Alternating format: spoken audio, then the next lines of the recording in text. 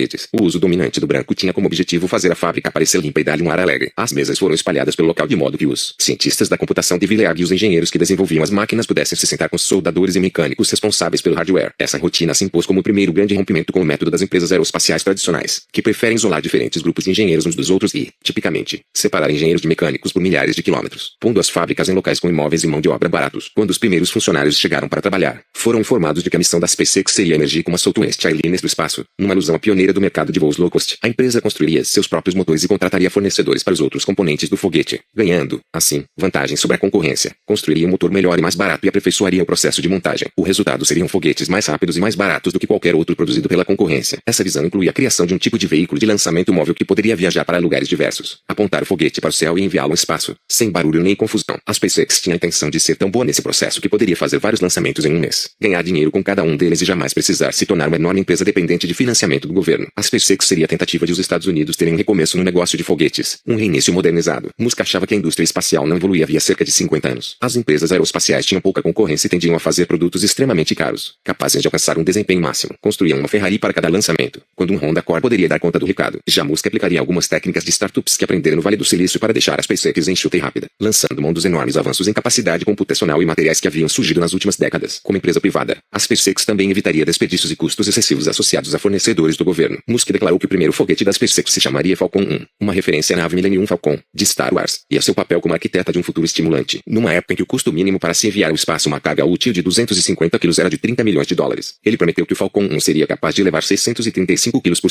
9 milhões de dólares, seguindo sua natureza. Musk estabeleceu um cronograma extremamente ambicioso para tudo isso. Uma das primeiras apresentações da SpaceX sugeriu que a empresa concluiria o primeiro motor em maio de 2003, um segundo motor em junho, o corpo do foguete em julho e que tudo estaria montado em agosto. Uma plataforma de lançamento seria então preparada em setembro e o primeiro lançamento ocorreria em novembro de 2003, ou cerca de 15 meses depois de a empresa ter sido aberta. Uma viagem a Marte foi naturalmente planejada para perto do fim da década. Esse era Musk, o otimista lógico e ingênuo, calculando quanto tempo as pessoas deveriam levar fisicamente para realizar todo esse trabalho. É o parâmetro que ele assume para si próprio e espera que cada um de seus funcionários, com suas fraquezas humanas, lute incessantemente para atingir. Quando os entusiastas do espaço tomaram conhecimento da nova empresa, ninguém quis de fato saber se o cronograma de entrega de Musk parecia realista ou não. O sentimento geral era de animação por alguém ter decidido adotar uma abordagem rápida e barata. Alguns militares já promoviam a ideia de dar às forças armadas recursos mais audaciosos, ou o que eles chamavam de espaço responsivo. Se um conflito estourasse, os militares queriam poder responder ao inimigo com satélites construídos especialmente para tal missão. Isso significaria abandonar um modelo no qual se leva 10 anos para construir e pôr em ação um satélite para um trabalho específico. Em vez disso, as forças armadas desejavam satélites mais baratos e menores que pudessem ser reconfigurados por meio de softwares enviados ao espaço em cima da hora, quase como satélites descartáveis. Se pudéssemos fazer algo assim seria realmente revolucionário, ponderou Pete Orden, general da Força Aérea reformado que conheceu Musk quando atuava como consultor do Departamento de Defesa. Tal realização poderia tornar nossa resposta no espaço semelhante ao que fazemos em terra, no mar e no ar. O trabalho de Orden exigia que ele examinasse tecnologias radicais. Embora muitas das pessoas que Orden conhecia parecessem sonhadores excêntricos, Musk apresentou-se com ideias fundamentadas. Era entendido e capaz. Eu falava com pessoas que fabricavam armas de raios e outras bugigangas em suas garagens. Estava claro que Elon era diferente. Era um visionário que realmente compreendia a tecnologia de foguetes. E isso me deixou impressionado. Assim como os militares, os cientistas queriam acesso rápido de baixo custo ao espaço, incluindo no pacote a capacidade de enviar experimentos e receber dados de volta com regularidade. Algumas companhias das indústrias médicas e de bens de consumo também estavam interessadas em idas ao espaço para estudar como a falta de gravidade afetaria as propriedades de seus produtos. Por mais encantadora que fosse a ideia de um veículo de lançamento barato, as chances de um cidadão comum construir algo que funcionasse eram para lá de remotas. Uma busca rápida no YouTube com a expressão explosões de foguetes tem como resultado milhares de vídeos documentando desastres em lançamentos americanos e soviéticos ocorridos ao longo de décadas, de 1957 a 1966. Apenas os Estados Unidos tentaram pôr mais de 400 foguetes em órbita, cerca de 100 deles se acidentaram e se incendiaram. 5 Os foguetes usados para transportar objetos ao espaço eram, em sua maioria, mísseis modificados, projetos desenvolvidos por meio de tentativa e erro e financiados por vários bilhões de dólares do governo. A SpaceX tinha a vantagem de poder aprender com esses desastres e possuir em sua equipe pessoas que haviam supervisionado projetos de foguetes em companhias como a Boeing e a TRW. Dito isso, a startup não dispunha de um orçamento que pudesse suportar uma série de explosões. Na melhor das hipóteses, teria 3 ou 4 lançamentos teste para fazer o Falcon 1 funcionar. As pessoas achavam que éramos loucos, contou Mueller, na TRW. Eu tinha um exército de funcionários e financiamento do governo. Agora, íamos fazer um foguete de baixo custo a partir do zero com uma equipe pequena. As pessoas não achavam que pudesse dar certo. Em julho de 2002, Musk era só empolgação com seu ousado empreendimento. À época, o eBay fez uma proposta agressiva para comprar o PayPal por $5 bilhão,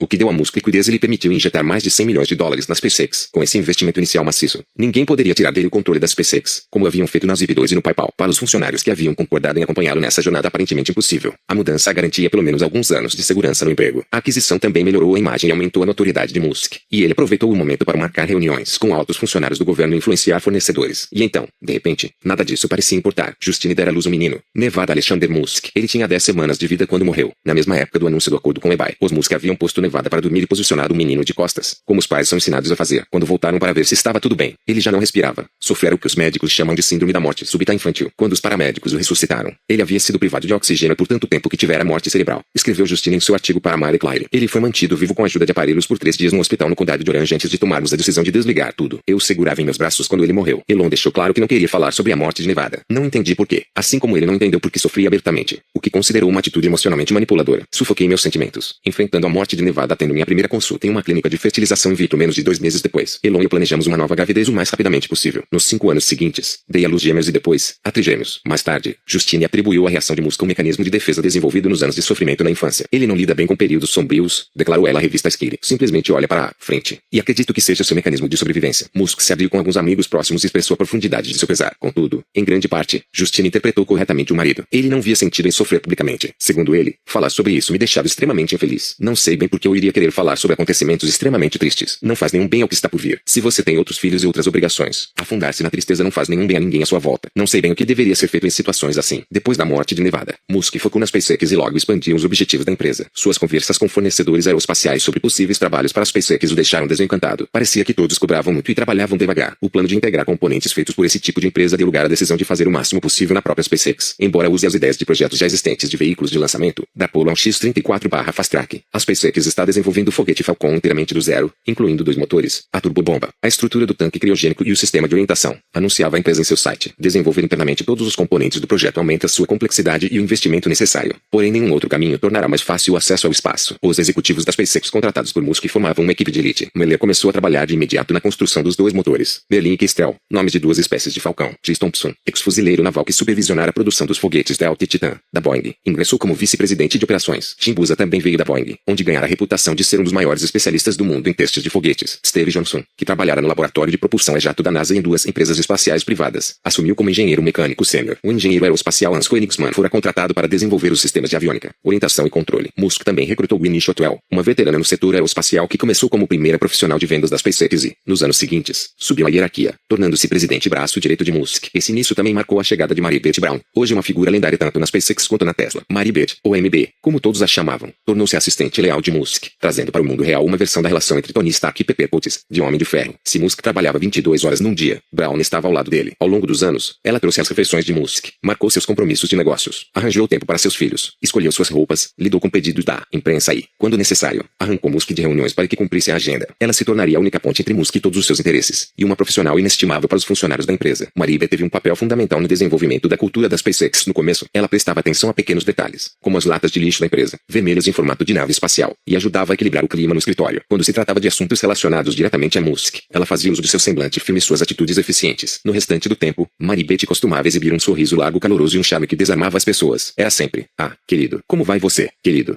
recordou um técnico da SpaceX. Ela reunia os e-mails estranhos endereçados a Musk e os enviava ao restante da empresa com o assunto malucos da semana, para fazer todo mundo rir. Uma das melhores mensagens incluía um desenho a lápis de uma espaçonave lunar com uma mancha vermelha na página. O remetente da mensagem havia feito um círculo em torno da mancha do próprio desenho escrito ao lado: "O que é isso? Sangue?". Em outros e-mails, havia planos para uma máquina em movimento perpétuo e uma proposta para fazer um coelho inflável gigante que poderia ser usado para estancar vazamentos de óleo. Durante um breve período, as atribuições de Maribeth incluíram administrar as contas da SpaceX e lidar com o fluxo de negócios na ausência de Musk. Ela praticamente assumia o comando, revelou o técnico. Costumava dizer: "Isso é o que Elon iria querer". Entretanto, seu maior dom talvez fosse saber interpretar os humores de Musk. Tanto na SpaceX quanto na Tesla, Maribeth punha sua mesa bem perto da dele para que todos tivessem que passar por ela antes de encontrá-lo. Se alguém precisava pedir permissão para comprar um item caro, parava por um instante diante de Maribeth e esperava que ela sinalizasse o humor do chefe. Um sinal de aprovação com a cabeça para que entrasse ou um gesto para que fosse embora, porque ele estava tendo um dia ruim. Esse sistema de sinais e gestos tornou-se importante sobretudo em períodos de brigas amorosas de Musk, quando seus nervos ficavam mais à flor da pele do que o habitual. O corpo de engenheiros da SpaceX tendia a ser formado por jovens com desempenho acima da expectativa. Musk ia pessoalmente aos departamentos aeroespaciais das melhores faculdades e perguntava sobre os estudantes que haviam concluído o curso com as maiores notas. Não era incomum ele ligar para os universitários em seus dormitórios e recrutá-los pelo telefone. "Achei que era um trote", disse Michael Colono, procurado por Musk quando estava em Stanford. "Por um instante, não acreditei que ele tivesse uma empresa de foguetes". Depois que os estudantes pesquisavam Musk na internet, convencê-los a ir para a SpaceX era fácil. Pela primeira vez em anos, se não em décadas, jovens prodígios em aeronáutica que sonhavam em explorar o espaço tinham uma empresa de fato motivadora para trabalhar e meios para projetar um foguete ou até se tornar astronauta que não exigia deles ingressar num burocrático fornecedor do governo. Quando a notícia sobre as ambições da SpaceX SpaceX se espalhou. Grandes engenheiros da Boeing, da Lockheed Martin e da Orbital Sciences com alto nível de tolerância a riscos também correram para a companhia. Em seu primeiro ano de funcionamento, a SpaceX recebia 1 ou 2 novos profissionais quase toda semana. Kevin Brogan era o funcionário número 23 e vinha da TRW, onde se acostumaram a diversas políticas internas que o impediam de fazer seu trabalho. Eu chamava aquilo de clube de campo, explicou. Ninguém fazia nada. Brogan começou na SpaceX um dia após a entrevista e lhe pediram que saísse à caça, no escritório, de um computador para usar. Era comum ir à Freesp para comprar o que quer que fosse necessário e as tápias para conseguir uma cadeira. Lembra Brogan? Imediatamente ele se sentiu assoberbado. Trabalhava 12 horas, ia para casa de carro, dormia 10 horas e voltava direto para a fábrica. Eu vivia exausto e estava mentalmente fora de forma, disse ele. Mas logo passei a adorar aquilo e tornei-me completamente viciado. Um dos primeiros projetos que a SpaceX decidiu executar foi a construção de um gerador de gás. Uma máquina não muito diferente de um pequeno motor de foguete que produz gás quente. Mueller, Buzz e alguns jovens engenheiros montaram o gerador em Los Angeles, puseram-no na traseira de uma picape e foram para Mojave, Califórnia, testá-lo. Cidade erguida em pleno deserto, a cerca de 160 quilômetros de Los Angeles. Mojave se tornara um centro de empresas aeroespaciais como a Scaled Composites e a Shikor. Muitos projetos eram desenvolvidos perto de seu aeroporto, onde empresas tinham suas oficinas e de onde enviavam todo tipo de foguete e avião inovadores. A equipe da SpaceX se encaixou bem nesse ambiente e pegou emprestado um stand de testes da Shikor que tinha o tamanho perfeito para comportar o gerador de gás. A primeira ignição ocorreu às 11 horas da manhã e durou 90 segundos. A máquina funcionara, porém ao custo de uma nuvem de fumaça preta ondulada aqui. Naquele dia sem vento, estacionou bem em cima da torre do aeroporto. O administrador do aeroporto foi à área de teste e passou um sermão em Mueller e Buzz. Ele e alguns funcionários da Shikor que ajudavam no teste pediram aos engenheiros da SpaceX para pegar leve e esperar até o dia seguinte para realizar outro teste. Em vez disso, Buzz, um líder forte e disposto a pôr o espírito implacável da SpaceX em ação, mandou alguns caminhões buscarem mais combustível e convenceu o administrador do aeroporto a deixá-lo preparar o stand para outra tentativa. Nos dias que se seguiram, os engenheiros da SpaceX aperfeiçoaram uma rotina que lhes permitiu fazer vários testes seguidos, uma prática sem precedentes no aeroporto, conseguindo regular o gerador como queriam após 2 semanas de trabalho. Foram necessárias mais algumas viagens a Mojave e a outros lugares, inclusive um stand de testes na base aérea de Edwards, da Força Aérea, e a outro no Mississippi. Durante essa turnê pelo interior do país, os engenheiros da SpaceX se depararam com uma área de testes de pouco mais de 120 hectares em McGregor, uma cidadezinha perto do centro do estado do Texas. Gostaram do local e aconselharam Musk a comprá-lo. A Marinha já testara foguetes ali e também Andrew Bell, antes de sua empresa aeroespacial quebrar, depois de ver que custaria 300 milhões de dólares desenvolver um foguete capaz de pôr em órbita satélites de tamanho considerável. Bell parou o trabalho, deixando para trás muita infraestrutura útil à SpaceX, incluindo um tripé de concreto de 3 andares com pernas do tamanho de troncos de sequoias, escreveu o jornalista Michel Belfiore em Rocketeers, livro que aborda o crescimento de algumas empresas espaciais privadas. Jeremy Ullman era um dos jovens cientistas que logo se viu morando no Texas e adaptando a área de testes às necessidades da SpaceX. Ele era um exemplo do tipo de recruta que Musk queria. Formado em engenharia aeroespacial pela Universidade do Estado de Iowa e com mestrado em engenharia astronáutica pela Universidade do Sul da Califórnia. Passara alguns anos trabalhando como engenheiro de testes na Boeing, lidando com jatos, foguetes e naves espaciais. O período na Boeing não deixara Ullman muito impressionado com a grande companhia aeroespacial. Seu primeiro dia no trabalho foi logo depois de a Boeing concluir sua fusão com a McDonnell Douglas, a mastodôntica empresa resultante, que prestava serviços para o governo. Realizou um piquenique para elevar os ânimos, mas acabou fracassando até mesmo nesse simples exercício. O chefe de um dos departamentos fez um discurso sobre ser uma única empresa com uma visão única e, em seguida, acrescentou que a companhia restringia muitos custos. Contudo, pediu que todo mundo se limitasse a comer apenas um pedaço de frango. As coisas não melhoraram muito depois disso. Cada projeto da Boeing parecia muito grande, complicado e custoso. Então, quando Musk apareceu oferecendo uma mudança radical, Ullman aceitou. Achei que era uma oportunidade que eu não podia deixar passar, argumentou. Aos 23 anos, Ullman era jovem, solteiro e disposto a desistir de qualquer simulacro de vida estável em favor de trabalhar sem parar na SpaceX. E se tornou, sob a liderança de Mueller, o segundo no comando. Mueller desenvolvera modelos virtuais 3D de 2 motores que queria construir. Berlin seria usado no primeiro estágio do Falcon 1, o motor que o ergueria do chão, e que Kestrel, menor, moveria o segundo estágio do foguete, mas ao alto, guiando no espaço. Juntos, Ullman e Mueller decidiram quais as partes dos motores da SpaceX seriam construídas na fábrica e quais a empresa tentaria comprar. Para estas últimas, Ullman teve de ir a várias lojas de máquinas e levantar preços e datas de entrega dos componentes. A maioria dos mecânicos dizia a ele que os prazos da SpaceX eram loucos. Outros se mostravam mais complacentes e tentavam adaptar um produto existente às necessidades da empresa, em vez de construir algo do zero. Ullman também descobriu que a criatividade poupava-lhe um longo caminho. Por exemplo, adaptar a vedação de algumas válvulas usadas em lava-jatos já disponíveis no mercado as tornava boas o bastante para serem usadas nos tanques de combustível de foguetes. Depois de a SpaceX concluir seu primeiro motor na fábrica da Califórnia, Ullman pôs, juntamente com um monte de outros equipamentos, num trailer ou engatou o conjunto na traseira de um Hummer H2 e levou os 1.800 quilos de material interestadual desde Los Angeles ao Texas, até o local de testes. A chegada do motor ao Texas foi o pontapé inicial para um dos grandes exercícios de integração na história da SpaceX. Em meio a cascavéis, formigas de fogo, isolamento e calor intenso, o grupo liderado por Buzz e Mueller iniciou o processo de explorar cada complicação dos motores. Era um trabalho árduo e de forte pressão, repleto de explosões, ou o que os engenheiros educadamente chamavam de desmontagens rápidas não programadas, que determinaria se um pequeno bando de engenheiros podia realmente se equiparar a esforço e habilidade de nações. Os funcionários da SpaceX batizaram o local da maneira apropriada, bebendo uma garrafa de $1.200 de conhaque Remy Martin em copos de papel e passando no teste do bafômetro ou voltarem num mês para os apartamentos da companhia. Daí em diante, a viagem da Califórnia para o local de testes ficou conhecida como Texas Catleu. Transporte de gado para o Texas. Os engenheiros trabalhavam 10 dias direto, voltavam para passar um fim de semana na Califórnia e retornavam, para aliviar o fardo da viagem. Musk às vezes os deixava usar seu jato particular. Segundo Mueller, ele tinha capacidade para 6 pessoas. Bem, 7, se alguém sentasse no vaso sanitário. O que sempre acontecia, embora Marine e Beal tivessem deixado muita coisa para trás. A SpaceX teve de construir uma grande quantidade de estruturas sob medida. Uma das maiores era um estande de testes horizontal de 9 metros de comprimento,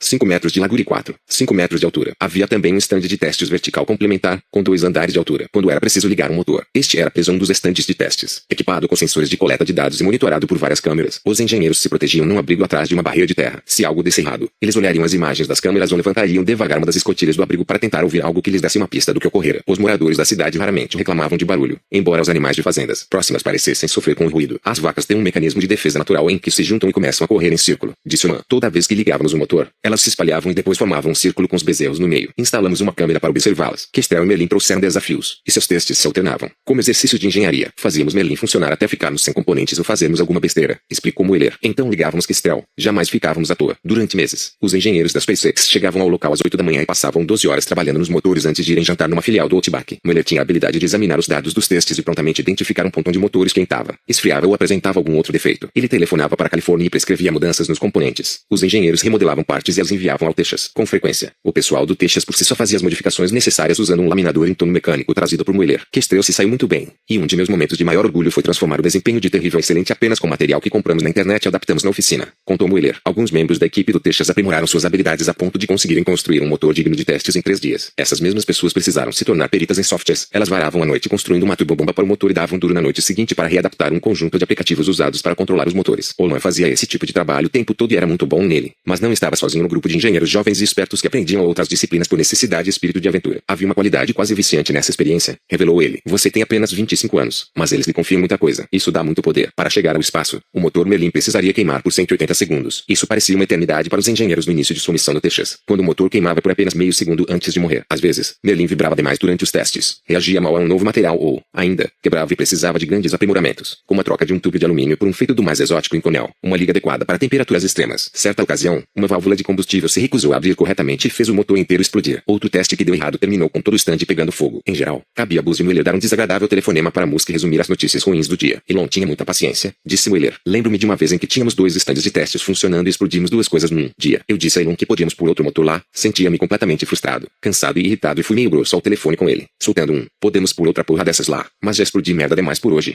Ele respondeu, ok, tudo bem, está bem, calma, faremos de novo amanhã. Colegas em Els segundo mais tarde contaram que Musk havia quase chorado durante o telefonema, depois de ouvir a frustração e agonia na voz de Mueller. Musk não tolerava desculpas ou a falta de um plano de ataque claro. Olman foi um dos muitos engenheiros que perceberam isso depois de enfrentar um de seus característicos interrogatórios. Para Olman, o pior telefonema foi o primeiro. Algo havia saído errado. Elon me perguntou quanto tempo levaria para nos tornarmos operacionais de novo e eu não tinha uma resposta. Ele retrucou, você tem que ter. Isso é importante para a empresa. Tudo depende disso. Por que você não tem uma resposta? Ele continuou me atacando com perguntas incisivas, diretas. Achei que era melhor ele saber logo o que acontecera. Porém aprendi que o mais importante era ter todas as informações.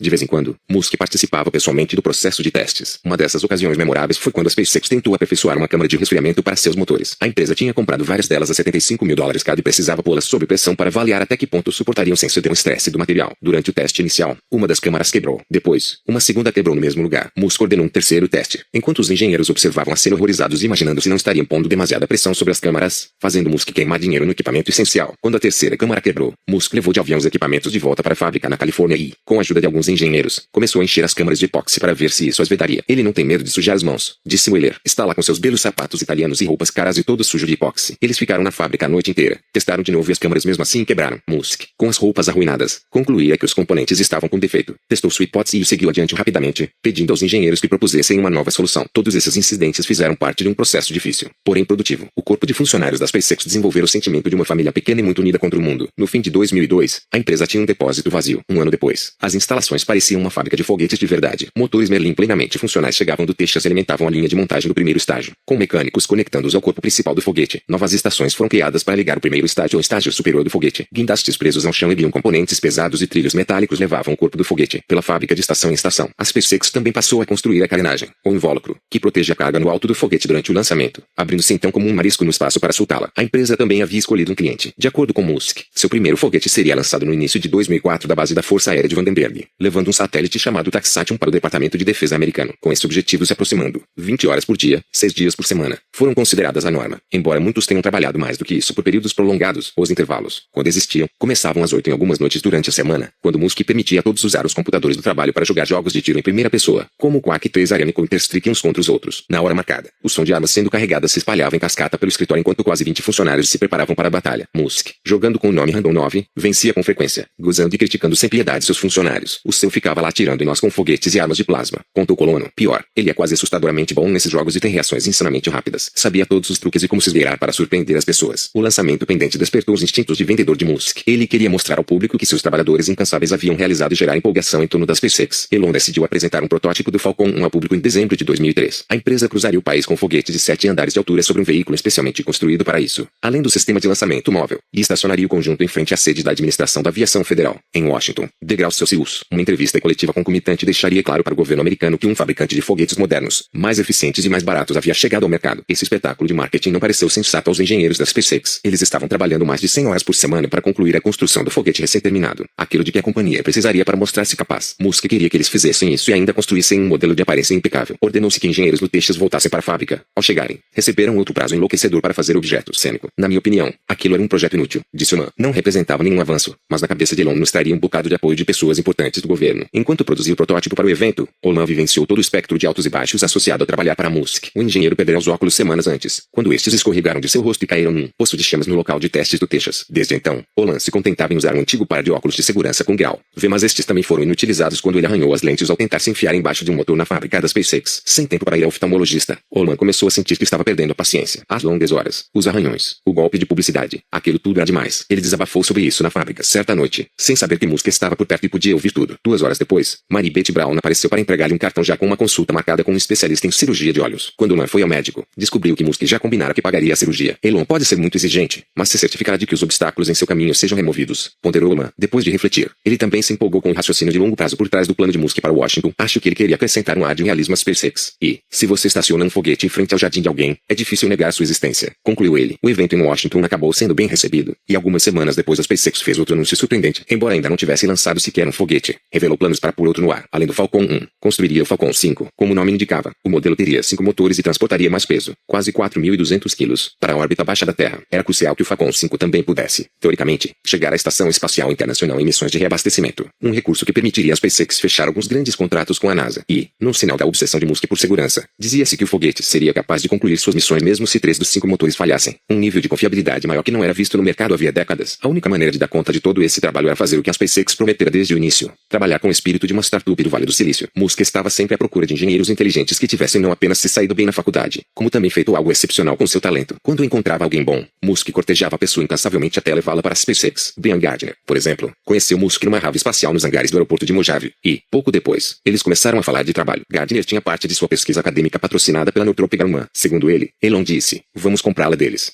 Então, enviei-lhe meu currículo por e-mail às 2:30 da manhã, e ele respondeu 30 minutos depois esmiuçando minha carreira ponto por ponto. Ele disse, quando for uma entrevista, certifique-se de falar concretamente sobre o que faz, em vez de usar frases de efeito. Fiquei espantado por ele ter tempo para fazer isso. Ao ser contratado, Gardner foi incumbido de melhorar o sistema de teste das válvulas do motor Merlin. Havia dezenas de válvulas, e eram necessárias de 3 a 5 horas para testar manualmente cada uma delas. 6 meses depois, ele tinha desenvolvido um sistema automatizado que fazia o serviço em minutos. A máquina rastreava as válvulas individualmente, de modo que um engenheiro do Texas podia indagar quais tinham sido os dados para uma parte específica. Encarreguei-me daquela criança enjeitada com a qual ninguém mais queria lidar e estabeleci minha credibilidade como engenheiro, disse Gardner. Com novos contratados chegando, a SpaceX mudou-se de seu prédio original para ocupar várias construções no complexo seu segundo. Os engenheiros criavam softwares que exigiam potência e arquivos gráficos enormes, por isso precisavam de conexões rápidas entre todos os escritórios. Contudo, os vizinhos das SpaceX impediram a iniciativa de conectar todos os prédios por meio de cabos de fibra óptica, em vez de esperar para negociar com outras empresas o direito de uso. Brandon Speakes, o diretor de tecnologia de informação que trabalhara com Musk na Zip2 e no PayPal, propôs uma solução mais rápida e sorrateira. Um amigo dele que trabalhava numa empresa de telefonia desenhou um diagrama que mostrava uma maneira segura de enfiar um cabo de rede entre os fios de eletricidade, TV e telefone nos postes da rua. Às 2 da madrugada, uma equipe clandestina apareceu com um guindaste móvel, ligou os cabos de fibra óptica nos postes de telefone e depois os dispós diretamente para os prédios da SpaceX. Fizemos isso num fim de semana, em vez de esperar meses para conseguir permissão, contou Speaks. Sempre havia um sentimento de que estávamos enfrentando um desafio aparentemente insuperável e que tínhamos de nos unir para superá-lo. O senhorio da SpaceX, Alex lidou. Disfarçou riso ao se lembrar de todas as travessuras da equipe de Musk. Sei que eles faziam um monte de coisas às escondidas. De noite, revelou. Eram muito inteligentes, sempre com aquela urgência em fazer as coisas. E nem sempre tinham tempo para esperar por trivialidades como permissões municipais. Musk nunca deixou de pedir a seus funcionários que fizessem mais e fossem melhores. No escritório fora dele, parte das atribuições de Speaks incluía montar sob medida, para uso domiciliar de Musk, PCs para jogar videogame que levavam seu poder computacional ao limite, fazendo com que as máquinas tivessem de ser resfriadas por um sistema água correndo por uma série de tubos dentro delas. Quando um desses equipamentos para jogos continuou quebrando, Speaks descobriu que a mansão de Musk tinha cabos de energia sujos e fez um segundo circuito de energia exclusivo para a sala de jogos, a fim de corrigir o problema. Fazer esse favor não resultou em nenhum tratamento especial a Speaks. O servidor de e-mail da SpaceX caiu certa vez e Elon, palavra por palavra, disse: "Jamais deixe essa merda acontecer de novo", contou ele. Ele tinha uma maneira peculiar de olhar para alguém, mergulhando nos olhos de seu interlocutor, encarando a pessoa até ser compreendido. Musk tentara encontrar fornecedores que pudessem acompanhar a criatividade e o ritmo de sua companhia, em vez de sempre procurar gente da indústria aeroespacial. Por exemplo, ele localizou empresas com experiências semelhantes adquiridas em campos diferentes. Bem no início, a SpaceX precisou de alguém para construir tanques de combustível, em essência, o corpo principal do foguete, e Musk acabou no meio oeste negociando com empresas que fabricavam grandes tanques agrícolas de metal, usados no setor de laticínios e de processamento de alimentos. Esses fornecedores também lutaram para acompanhar os cronogramas da SpaceX, e Musk se viu cruzando os Estados Unidos a fim de fazer visitas, às vezes de surpresa, a fornecedores a fim de esticar o progresso. Uma dessas inspeções foi feita numa empresa em Wisconsin chamada Spincraft. Musk e alguns funcionários da SpaceX atravessaram o país em seu jato e chegaram tarde da noite, esperando ver um turno de trabalhadores fazendo serviço extra para conseguir terminar a encomenda de tanques de combustível. Quando descobriu que a Spincraft estava com o cronograma atrasado, Musk encarou um funcionário da empresa e disse: "Sem rodeios, vocês estão fodendo conosco. E isso não é bom." Davi Schmitz era o gerente-geral da Spincraft e lembra que Musk ganhou fama de negociador temível, que de fato acompanhava os negócios pessoalmente. Elon não estava feliz. "Você sabia na hora", disse ele. "As coisas podiam ficar desagradáveis." Nos meses seguintes a esse encontro, a SpaceX aumentou tanto sua capacidade interna de soldagem que pôde produzir tanques de combustível em segundo e dispensar a Spincraft. Outro fornecedor tomou um avião para ir à SpaceX vender alguns equipamentos em tecnologia de infraestrutura, pôs então em prática o exercício padrão de construção de relacionamento utilizado por vendedores há séculos. Apareça, fale um pouco, deixe que um sinta o outro. Então, comece a fazer negócios mais adiante. Musk não suportava nada disso. O cara chegou e Elon lhe perguntou por que tinha vindo. Disse Speaks: "Para desenvolver uma relação", respondeu ele. Elon retrucou: "Ok, prazer em conhecê-lo." O que basicamente significava: "Saia do meu escritório."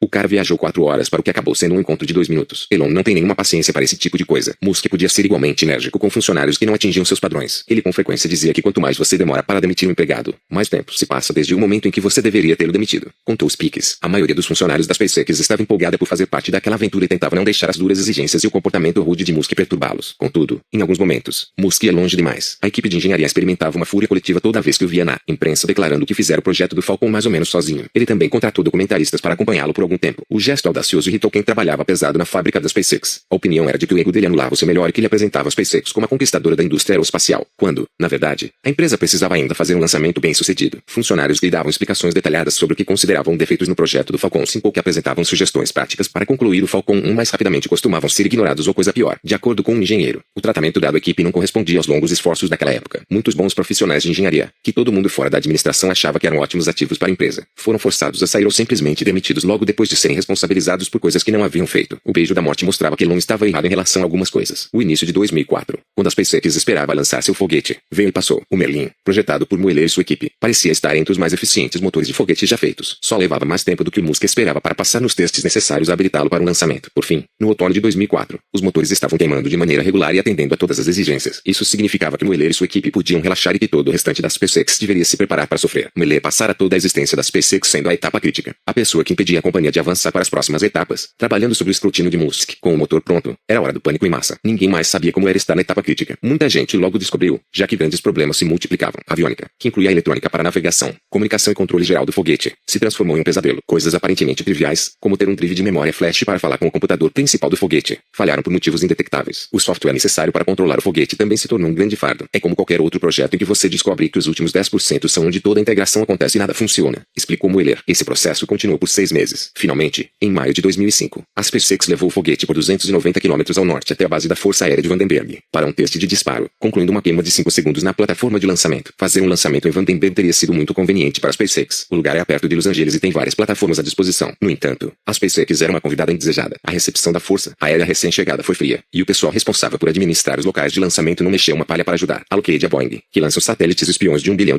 para as Forças Armadas em Vandenberg, também não gostaram da presença da companhia de Musk, em parte porque esta representava uma ameaça a seus negócios e em parte porque estava perto demais de suas preciosas cargas. Quando a SpaceX passou da fase de testes para do lançamento. Pediram-lhe que entrasse na fila. Ela teria que esperar meses para colocar o foguete no ar. Embora dissessem que podíamos voar, estava claro que não o faríamos, disse Gwyneth Shotwell, em busca de um novo local. Shotwell e Hans Koenigsmann projetaram um mapa mundi na parede e procuraram um nome que conhecessem ao longo da linha do Equador, onde o planeta gira mais rapidamente, dando impulso extra aos foguetes. O primeiro nome que saltou aos olhos foi Ilha de Kwajalein, ou Kwaj, a maior de um atol localizado entre Guam e o Havaí, no Oceano Pacífico, e que faz parte da República das Ilhas Marshall. O lugar chamou a atenção de Shotwell por o exército americano tê-lo utilizado durante décadas como área de testes de mísseis. Shotwell procurou o nome de um coronel no local de testes e enviou-lhe um e-mail. 3 semanas depois, recebeu um telefonema do exército dizendo que eles adorariam ter a SpaceX fazendo um lançamento nas ilhas. Em junho de 2005, os engenheiros da SpaceX começaram a encher containers de equipamentos a fim de despachá-los para Kwaj. Cerca de 100 ilhas formam o atol de Kwajalein. Muitas delas se estendem por apenas algumas centenas de metros e são muito mais compridas do que largas. Visto do alto, o lugar parece com um colar de contas bonitas, disse Pete Orden, que visitou o local como consultor do Departamento de Defesa. A maioria dos habitantes da região mora numa ilha chamada EBI, enquanto os militares americanos se apoderaram de Kwajalein, a ilha mais ao sul, e a transformaram em parte paraíso tropical e parte covil secreto do Dr. Evil. Os Estados Unidos passaram anos arremessando mísseis balísticos intercontinentais vindos da Califórnia em Kwaj usaram a ilha para realizar experiências com suas armas espaciais durante o projeto Guerra nas Estrelas. Raios laser seriam direcionados do espaço para Kwaj uma tentativa de verificar se eram precisos e responsivos o bastante para eliminar um míssil intercontinental que estivesse voando em direção às ilhas. A presença militar resultou num conjunto estranho de prédios, incluindo estruturas de concreto trapezoidais volumosas e sem janelas claramente concebidas por alguém que vive de lidar com a morte. Para chegar a Kwaj, os funcionários da SpaceX ou voavam no jato de Musco ou pegavam voos comerciais com escala no Havaí. As principais acomodações eram unidades de 2 quartos na ilha de Kwajalein que mais pareciam dormitórios do que quartos de hotel, com cômodas e escrivaninhas feitas para as forças armadas. Qualquer material de que os engenheiros precisassem tinha de vir no avião de Musco, com mais frequência. Era trazido de barco das ilhas havaianas ou do continente. Todo dia, a equipe da SpaceX reunia seus equipamentos e fazia uma viagem de barco de 45 minutos até o Melek, uma ilha de 2,8 hectares coberta de palmeiras que seria transformada em sua plataforma de lançamento. Ao longo de vários meses, uma pequena equipe capinou a área, derramou concreto para sustentar a plataforma de lançamento e transformou uma casa pré-fabricada em escritórios. O trabalho foi árduo e feito sob umidade exaustiva e um sol forte o bastante para queimar a pele por baixo da camiseta. Alguns trabalhadores acabaram preferindo passar a noite em Omeleka a fazer a viagem de volta à ilha principal, singrando águas agitadas. Alguns escritórios foram convertidos em quartos com colchões e camas portáteis, disse Oman. Depois, encomendamos uma ótima geladeira e uma boa grelha e instalamos encanamento para um chuveiro. Tentamos fazer com que parecesse menos um acampamento e mais uma moradia. O sol nascia às 7 da manhã, e era essa hora em que a equipe da SpaceX começava a trabalhar. Havia uma série de reuniões com pessoas que listavam o que precisava ser feito e discutiam soluções para problemas persistentes. Quando as grandes estruturas chegaram, os trabalhadores puseram o corpo do foguete horizontalmente num hangar improvisado e passaram horas fundindo todas as suas partes. De acordo com Oman, sempre havia algo para fazer. Se o motor não dava problema, havia encrenca com a aviônica ou algum software. Às 7 da noite, os engenheiros encerravam o expediente. Uma ou duas pessoas decidiam de quem era a noite de cozinhar e preparavam bife, batatas e macarrão. Contou Oman, tínhamos uma penca de filmes e um aparelho de DVD, e alguns de nós pescávamos muito no cais. Para muitos engenheiros, aquela foi uma experiência ao mesmo tempo torturante e mágica. Na Boeing, você podia estar confortável, mas isso não aconteceria na SpaceX, disse Walter Sims, especialista em tecnologia da SpaceX que encontrou tempo para obter um certificado de mergulhador durante sua permanência em Kwaj. Cada pessoa naquela ilha era um profissional espetacular, e elas estavam sempre fazendo seminários sobre rádios ou sobre o motor. Era um lugar muito revigorante. Os engenheiros mostravam-se constantemente confusos em relação ao que Musk financiaria ou não. Na sede, alguém pedia para comprar uma máquina de $200 mil ou uma peça cara que considerava essencial para o sucesso do Falcon 1 e Musk negava o pedido. No entanto, ele se sentia confortável em pagar uma quantia semelhante para pôr uma superfície lustrosa no chão da fábrica a fim de melhorar a aparência. Em Omelek, os funcionários quiseram pavimentar um caminho de cerca de 180 metros entre o hangar e a plataforma de lançamento para facilitar o transporte do foguete. Musk negou o pedido. Isso levou os engenheiros a mover o foguete e sua estrutura de apoio com rodas à maneira dos